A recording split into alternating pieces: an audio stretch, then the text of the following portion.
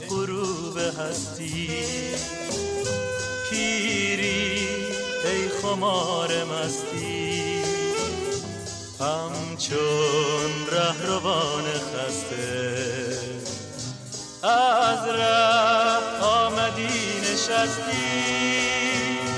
گرچه بر سرم کشیدی آخه سایه سفیدی، من بر دوش خود نگیرم هرگز بار نامیدی. این خنده امید بخشد بر دلم جوانی، عشق و زندگانی جاودان جاودان.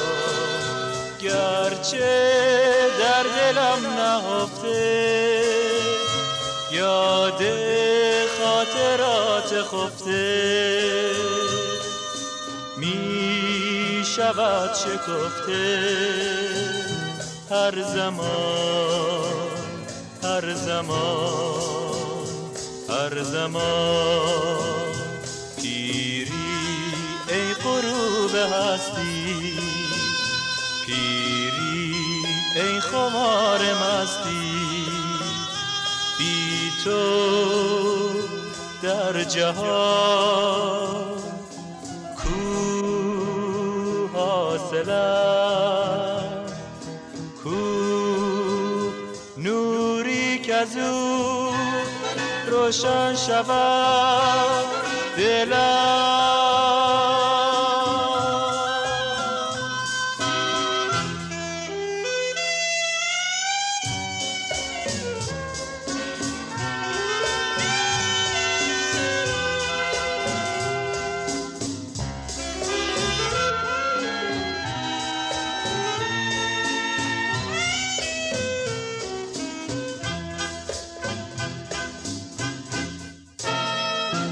پیری ای غروب هستی، پیری ای خمار مستی، همچون رهروان خسته از ره آمدی نشستی. گرچه بر سرم کشیدی آخه سایه سپیدی، من بر دوش خود نگیرم هرگز بار نامیدی.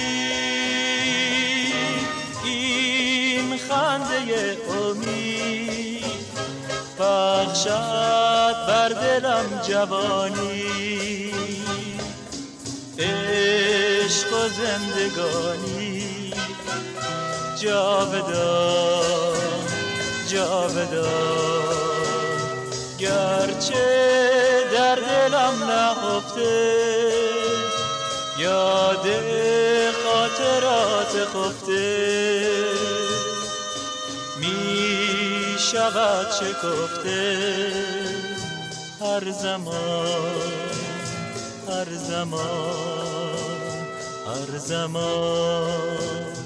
پیری ای غروب هستی، پیری ای خمار مستی، تو